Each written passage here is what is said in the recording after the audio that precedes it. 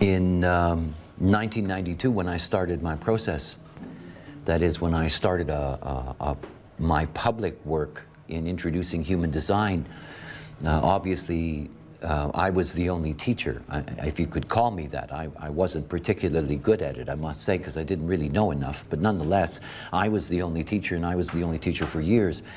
I think it was January of '96, was the first teachers training. It took place in the village where I lived for many years here in San Juan Bautista. There were a number of people that were there. Locke, who's here today, he was one of those that were there. Martin Grassinger, Peter Scheuber. There was a number of people that are long-time teachers in design who were part of that first generation of teachers that were trained.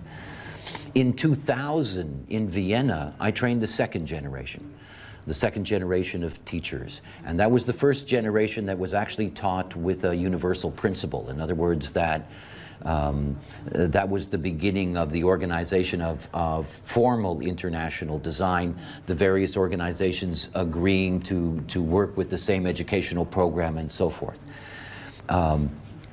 For me, this gathering here, this is the third generation of teachers. In other words, this is the next step down the line in this process. And what's so interesting is that they've all been 4 years apart, which I find curious, which is pretty much a Venusian cycle. But anyway, so what we're at is a point now where for the first time we have the kind of tools that we need, and we have the structure that gives us the professionalism that we need in order to place representatives out there who not only can do an efficient job, but they can excel in what they do. It is so obvious to me at this point that there are so many tools that we have now in human design that it is a much easier palette for a teacher to work with. There are many ways now in which you can reach the other, through the resistance of the other, because we have tools that can allow us to do that and that are helpful. But I always have the same problem whenever I, do a teaching course. See, teaching for me is not a science. It can't be. It's an art. I don't know if any of you can teach. I honestly don't. I know that most of you will be competent in delivering the information. I mean, that I understand. That's the basic respect that I have for you as students in that sense, and as professionals in design. I know that you'll get the information across, but, I've worked with lots of teachers. I've worked with teachers who look at the curriculum and go, okay, and they deliver whatever they have to deliver, and they get it across, and they make their money, and they walk away. I mean, it's one of the things that we all know about going to school. All of us, if we think back, there is no more than a handful of teachers in the 12 or 15 years that most of us are in institutions. There's only a handful of them that we really felt met us, touched us, saw us, heard us, helped us, inspired us. It's rare. And it's not because they knew the material better. It isn't. It isn't. It's nice to know the material really good. That's all wonderful. But that's not what it's about. I mean, teaching is an art, and I cannot teach you to be a teacher. Let's be clear about that. I cross my fingers, I say, okay, go with God's, but whatever. But it's something that I can't teach you. What I can say to you is that the pleasure of teaching, oh yeah, I'll let you look at that. The pleasure of teaching is what's so important. It's the pleasure. If you take pleasure in it, then it's going to be something that's going to work most of the time, because you have to understand something. The only people you're ever going to teach, and it's true for me, you deserve.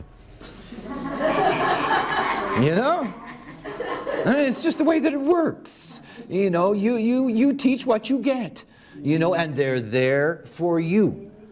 They're going to be there for you. So if you take pleasure in that, if you can take pleasure in imparting the knowledge, not as a power trip, because the power trip is so incredibly seductive. You know, there is nothing that carries more dangerous arrogance than somebody who thinks they know and who is there to tell somebody else who doesn't. You know, it's a real danger. The beauty of this is that you cannot see yourself as a healer. You cannot see yourself as a holy instrument, God forbid. You know, you can't. What you can see yourself as is just another messenger, because that's the job. It's a messenger's job. And the messenger doesn't carry an agenda. There's no agenda. You know, it's not like, if you don't believe me, I'm going to die. You know, there's no agenda. There's no, I'm right, everyone's wrong. There's nothing. There is simply the fact that you're going to have people that are going to be there on your fractal. They've been waiting, in the mystical sense, life after life after life. And they're out there on the fractal, and the moment that you're ready, you're going to meet them. And what they're there for, despite what they think, because it has nothing to do with what's going on, despite what you may think, which may have nothing to do with what's going on, the fact is that all they're there for is give them the message, and give them the message as a pleasure for you. For you. Because if you don't enjoy it, do me a favor. Don't do it. I mean, don't do it. You know, if you get up the morning before and say, oh my God, what am I doing? You know? You really have to see it's for the pleasure of delivering the message. And if you do it in that way, you are going to get your reward. The real danger in human design is that you can interest people to death. You know? This is the real danger. The real danger is that there's so much information here, and it goes in every kind of direction. And any silly question can be answered in the context of human design. That you can end up being all over the place and never really delivering the essential message. Over the years of doing live readings, I developed a technique. And the technique that I developed is that I would look for what is my central point that I want to deliver to this human being. You know, what's the central point? Is this, you know, let's say the central point is, look, you're a generator, respond. So then what I would do in that reading is, no matter where I would go, it would always lead back to exactly the same place. In other words, it would lead back to what the theme is all about. I'd go to the head center and say, blah, blah, blah, and you're a generator, you know, you better respond. You know, and I go to the solar plex and go, blah, blah, blah, you're a generator, you better respond. You know, you go through that whole process, you keep on taking them back. The most difficult thing for a teacher to learn pleasure from, and what makes most teachers terrible, truly boring, numbing, is that they don't know how to enjoy repeating the same thing over and over and over again. It's really what teaching is, eh? I mean, you have to understand something. You know how many times I have explained design crystals and personality crystals and magnetic monopoles and gates and channels, and the same dumb questions over and over and over again. You know, all the whys and all the answers, and on and on and on and on. Well, this is what it is to be a teacher.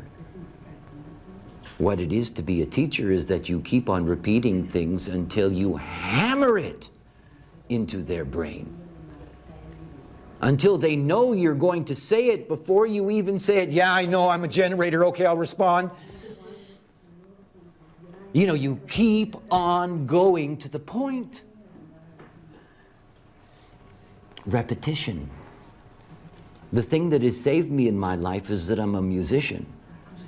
There are some songs of mine that I wrote when I was in my 20s that I still sing. I'm playing the same damn little ditties. 30 years. Same song. I mean, it's the same damn song.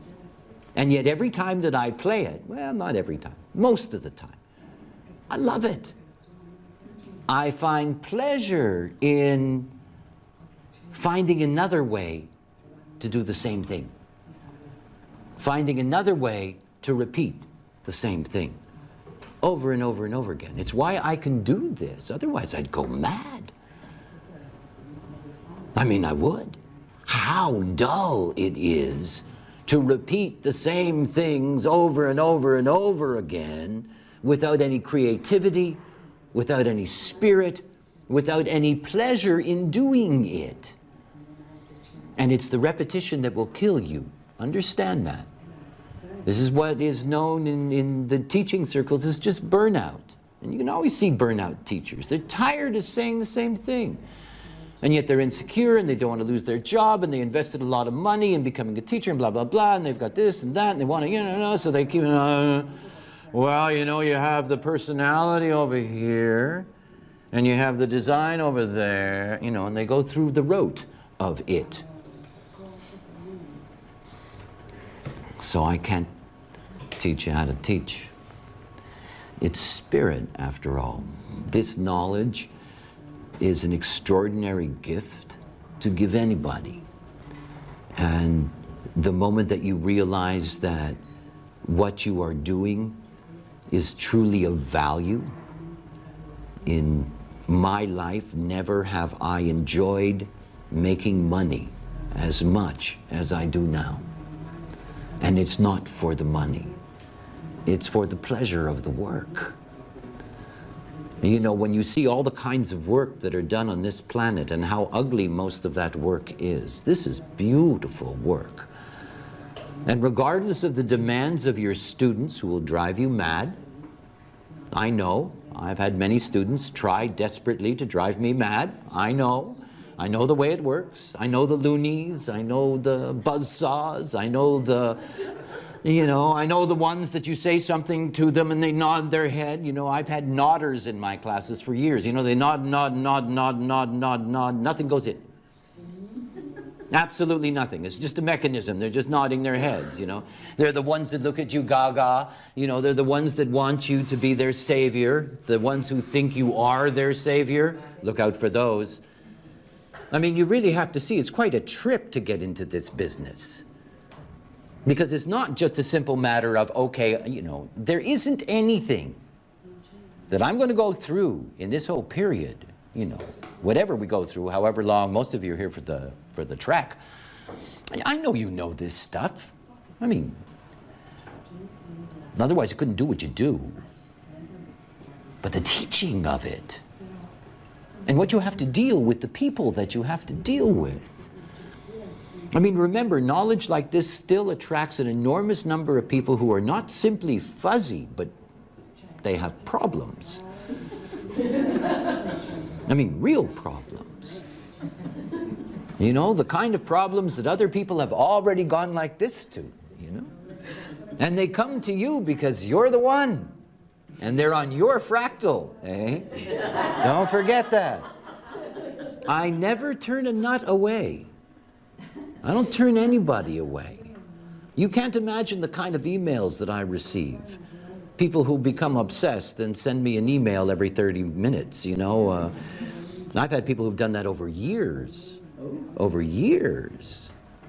I mean, you have to understand what this is about. It is a connection, and it is a place in the hierarchy that you establish. You open a door to everything that's on your fractal. You do. I mean, those of you that have already been teaching for a while already know that. You open a door and they're there. They're just there. They're standing in line. And some of them you think, well, Jesus, did I really, are they really on my fractal? Oh, that's embarrassing, But then again, I've discovered that I have some real wackos on mine, so I sort of, okay. But you have to see it's people. You're dealing with people. And you're dealing with people that have a deep expectation. I've only been depressed once in my life. Only once. It was when the voice left me. And I was sitting all alone. And I had dropped down from, you know, some spectacular space that I had been in for what seemed like an eternity. And I realized that not only was I being placed in a situation that was really unfair, you know, that I had to run around and say a voice told me how everything worked, but I would have to tell that to the not self. I mean, all my allies. You understand? Can you even imagine? Every single one of my allies, every single one of the people that were going to be there for me as a left-angle being, that were going to give me the opportunity to be able to move this knowledge out and get it to others, they were all not self. I have allies that by the time they became themselves, I couldn't stand them. Nor they me. They were not self. Well, what do you think you're going to meet? I mean, what do you think you're going to meet? See, the moment you take a position like this, you're going to meet nothing but density. Density. I mean, that's what you meet. Not selves. Not selves. Their projections. Not selves. Their inability to know what is right for them. Not selves driven by their conditioning. By their conditioning. The fact that they even see you is just their conditioning. They don't know what they're getting. They don't know why they're there. They don't know who you are. They don't know what it's about. I mean, what do you think you meet? You know, it's not like being here and everybody is into it and everybody knows it and there is a level of insight and awareness that you don't meet normally. Oh no, that's not what you're going to get. You're going to get dressed up killer monkeys who have no idea why they're at your door. None. None. I used to love it when I would do introductory lectures. You know, you'd look out and there's 50 or 60 people sitting there. And you know, it's so funny that it's hard. I mean, I try not to think about it because I would stand there and laugh and I think that would make them uncomfortable. The majority of them have no idea why they're in that room. I mean, they don't know. They don't. Oh, yes, they're not self-minded. Said, well, Henrietta said this is really good. They don't know why they're there. They have no idea. As a matter of fact, they don't even know what you're talking about. They don't. They sort of drift along in their conditioning. I mean, you learn this as an analyst. The not self comes into the room and sits down beside you. You know, the chances that you're really going to break through that. See, the first thing I learned about this business is that I can't wake anybody up. I can kick them, I can smack them, you know, I can shriek at them, I can howl, I can point, I can do all kinds of, I can't wake them up. Oh, there are people in my life, you know, if all it took was a smack, boy, would I belt them. Can't wake them up. People can only wake themselves up if it's meant to be. After all, no choice. Doesn't mean any of you. After all, no choice. Doesn't mean any of your students. After all, no choice. It's just the way that it is. You have to see that what you're dealing with is that you can never afford to pay attention to their criticism or their praise. That you can never pay attention to their demands. You can never pay attention to any of that. You can't. You can't afford to identify with the consciousness of people that are unaware. You can't. And the moment that you try that, you're going to get lost in all the bullshit that comes with it. Don't get suckered in, is what I want to tell you. Don't get drawn into students of yours that you have a connection to, and you end up having them as a burden in your life. We are not therapists. We're not. This is not a social service. It isn't. It really isn't. We are mechanical messengers. We give people a system by which they can make decisions correctly as themselves. And what I want you really to see as a teacher is that this is the point. It's the whole point of what we teach. Stripped of everything, stripped of the spiritual stuff and the mystical stuff and the this and the that and the blah, blah, blah and the not selves and the this and that. What it really comes down to is that what we're here to teach people is, look, you can make decisions as yourself and this is how you do it. That's all. That's really the core of our work. Because you see, we can't go any further unless they try that. I mean, think about it. You know, there's no point in going any further unless they try that. And it's only when they begin to experiment with making decisions according to the mechanics that the door really opens up. And your job as a teacher is to inspire them to get to that place. You all know that I have a great deal of affection and long-term connection with many of you, but I'm still in the business of inspiring you with simple terms. I'm still howling at you to, you know, follow your strategy and blah, blah, blah, because that's part of what it means to teach human design. It's so easy for your students to say, wow, this is fascinating, and never experiment with being themselves. It's so easy. And you know, for me, the whole thing is that what we're trying to do is we're trying to inspire people to go through this experiment, because then what we can educate them with really has substance. You know, then they're going to be ready to take that in. There is no truth in our work if you don't live it. There isn't. There isn't. I have nothing against not self-intellectuals that will probe human design. Good for them. But if you're going to be an instrument of this knowledge, if you're going to be a teacher of this knowledge, you've got to live it. It is the living of it that is transmitted through your aura. If you're not secure in your position, it's transmitted through your aura. If you're insecure with a question from a student, it's transmitted through your aura. I remember long time ago, I had to get a teaching license. So I had to do some supervised teaching in a high school.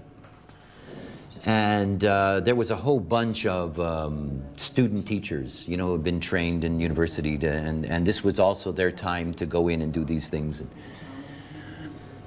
And I can remember sitting in the staff room with them, and they were terrified. I mean, they were terrified of getting in front of this classroom of kids. They were all nervous. Do you remember what that was like in high school when you would get one of these teachers? Do you remember how cruel we were to them? How much we loved it when they would come into the classroom because we could just go, because you can smell it. It's like a dog smelling fear on you and you're going, nice doggy, nice doggy. The dog knows. They know. They do. It's the aura after all.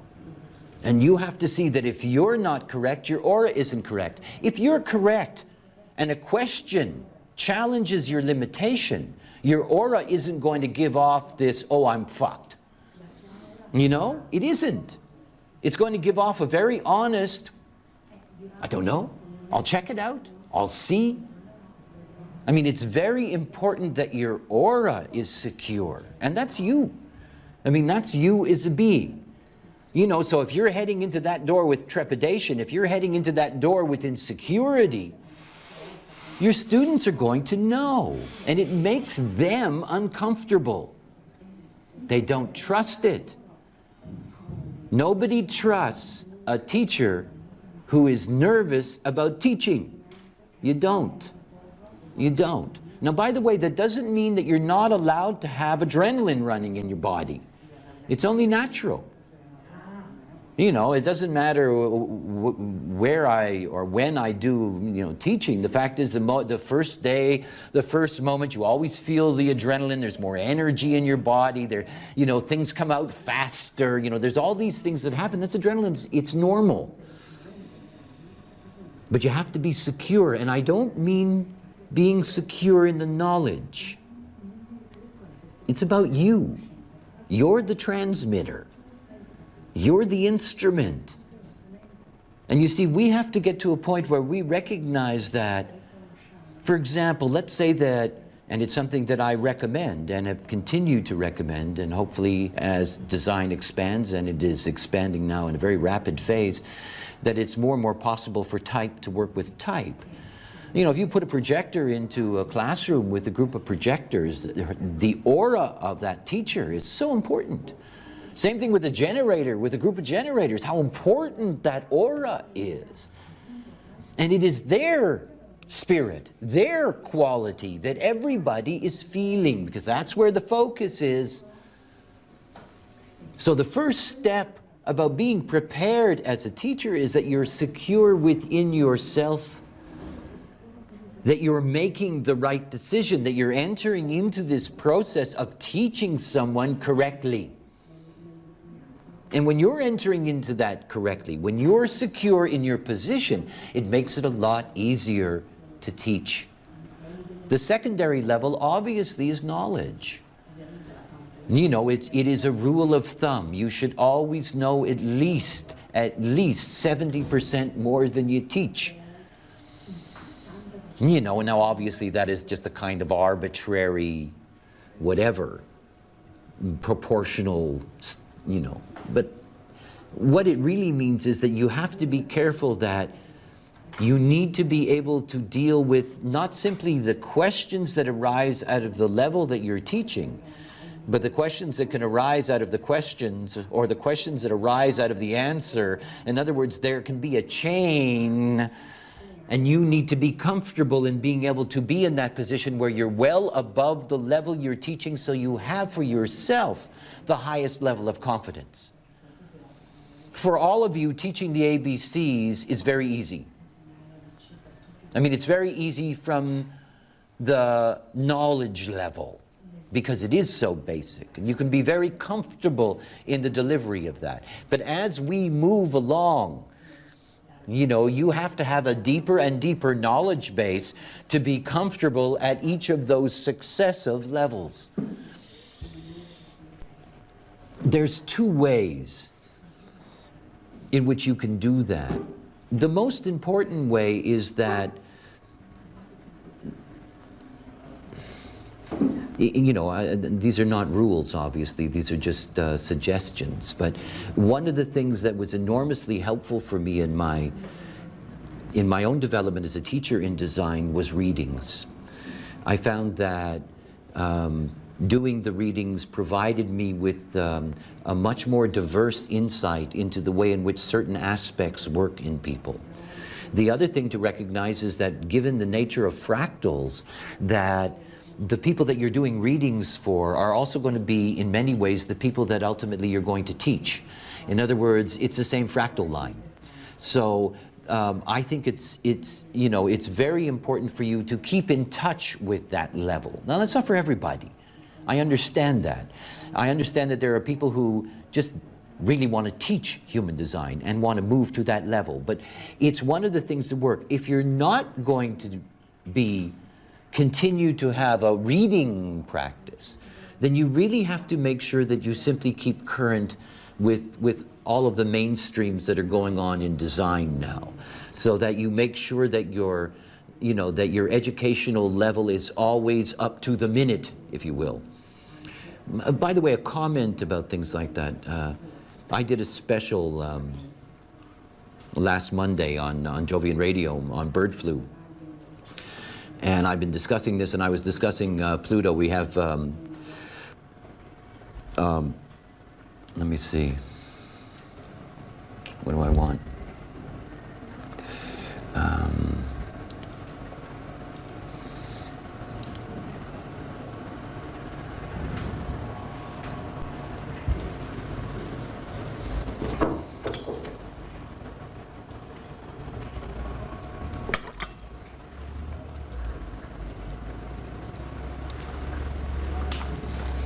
That's our design right now.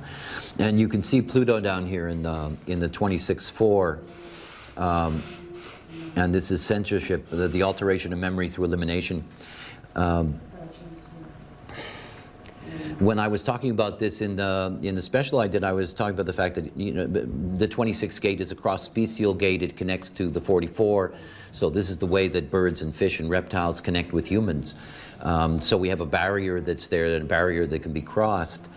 2 days ago, the front page of the International Herald Tribune, the prediction is that if the bird flu actually breaks out, that it is likely that there will be more deaths in 2 months than from the entire death toll of all AIDS victims.